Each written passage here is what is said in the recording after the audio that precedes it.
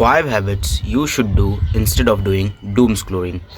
तो आप लोगों को पता चल ही गया होगा कि डूम स्क्रोलिंग होता क्या है और डूम स्क्रोलिंग जो है कितना ख़तरनाक है और हमारे जो दिमाग को है वो कैसा ट्रिक करता है और डोपामीन के जो लेवल्स है उसके साथ कितना ख़राब तरीके से खेलता है।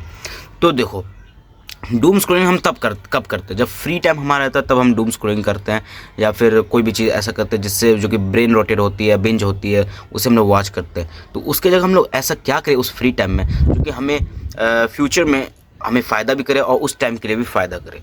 तो इस वीडियो में आपको मैं 5 ऐसी चीज़ें बताने वाला हूँ, 5 ऐसे हॉबीज़ बताने वाला हूँ, या फिर कुछ ऐसे काम बताने वाला हूँ जैसे आप करके अपनी डूम स्क्रोलिंग की हैबिट को कम कर दोगे, ख़त्म कर दोगे, अपने फ्यूचर को भी सिक्योर कर लोगे।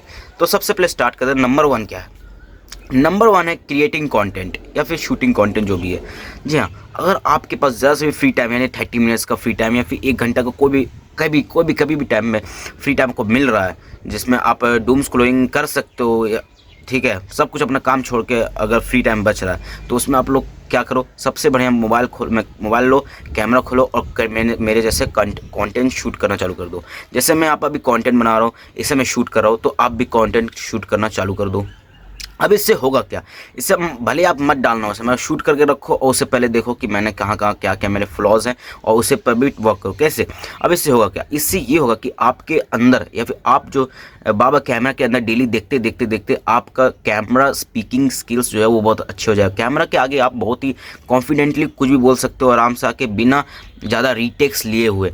ये रीटेक्स जो है ये मैं पहले भी लेता था, अभी भी लेता हूँ, मगर अगर आप इसे डेली कंसिस्टेंटली अच्छे से अगर आप फॉलो करोगे तो आपकी जो रीटेक्स की टाइमिंग है वो भी कम हो जाएगी और आपकी वीडियो जो है वो स्मूथली बनेगी। और कंटेंट क्रिएशन एक ऐसा फील्ड है जो कि बहुत ही ज़्यादा इमर्जिंग फील्ड है अभी के टाइम पे, और ये इससे आप बहुत ही पैसा कमा सकते हो।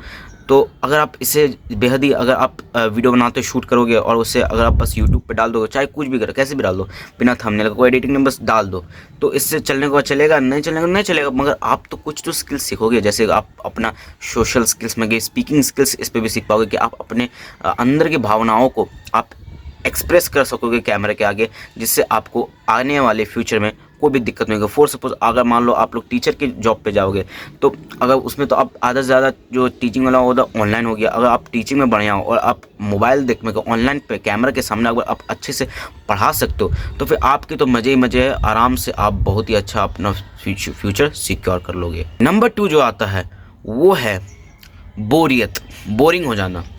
मतलब कि अगर मान लो आपके पास फ्री टाइम है, वो 1 घंटे का हो या 30 मिनट्स का, कोई भी फ्री टाइम हो, तो उस पर आपको कुछ नहीं कर रहा है, बस बैठ जा रहा है और सीलिंग को, वॉल को कहीं भी देख रहा है, अभी छत पे जा रहा है, वहाँ पर कोई भी दूर जगह को घूरते रहता है, देख रहा है, बस 30 मिनट 10 मिनट ऐसे देख रहा है। 30 पे ज़्यादा अच्छा है, क्योंकि उससे क्या होगा, आपका अटेंशन स्पैन भी अच्छा होने लग जाएगा और आप बोर हो गए। और बोर होना जो है वो आज के टाइम में बहुत ही ज़रूरी है, क्योंकि बोर हो गए तो उससे आपके क्रिएटिविटी आएगी, दिमाग में आइडिया और अच्छे आएंगे, जिससे क्या होगा, आपको आइडियाज़ आएंगे तो फिर आपका फ्यूचर में मान लो कुछ करने का आइडिया या फिर अभी प्रेजेंट मोमेंट में कुछ बनने का आइडिया ये आ जाएगा, तो फिर आप अपने आप को और बेहतर कर सकोगे। चाहे वो कुछ भी हो सकता है, शायद आपके आइडिया में आ जाए कि आज मैं स्क्वाट्स ऐसे करूँगा, तो आज मैं अपने स्किल्स पे थोड़ा ज़्यादा ध्यान दूंगा, आज मैं इस रूटीन को फॉलो करूँगा, आज मैं ऐसे पढ़ूँगा।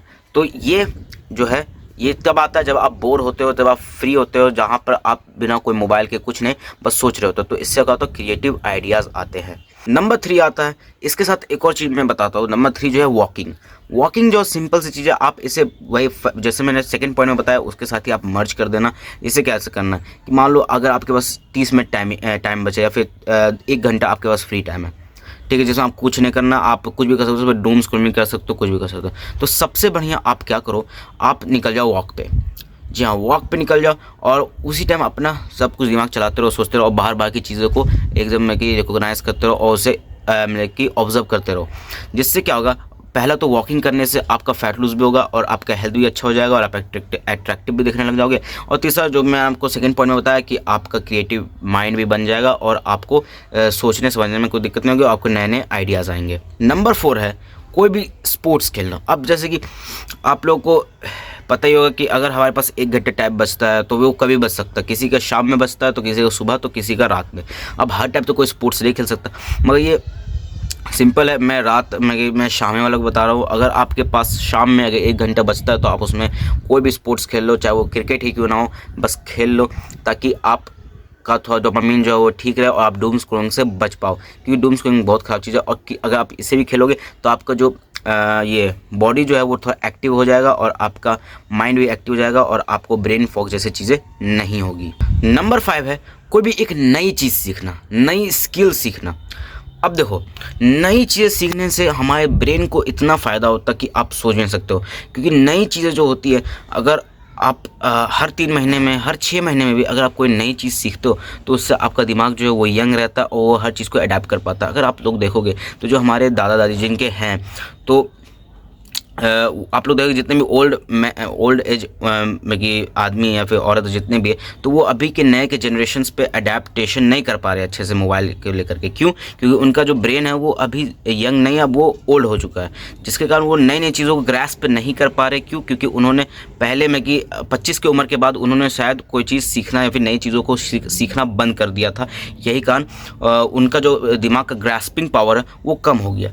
तो अभी अगर आप यंग है, जैसे आप 17-18 साल या फिर 20 साल के, तो आपका यंग दिमाग जो है वो कि यंग है, वो कोई भी चीज़ को तुरंत ग्रैस्प कर लेगा और नई नई चीज़ों को सीखेगा। तो मैं बस यही कहना है कि अगर आप अभी से आदत डाल लो कि हर 3 महीने में, हर 6 महीने में कुछ नए नए स्किल्स सीखूंगा, जैसे कोई भी हो सकते है, वो लैंग्वेज सीखना हो सकती है, या फिर अपने इंग्लिश को बेटर करना हो सकती है, या फिर वो कुछ नए नए कुकिंग स्टाइल्स को सीख सकते हो, या खाना पकाना भी एक बहुत ही अच्छी हैबिट है।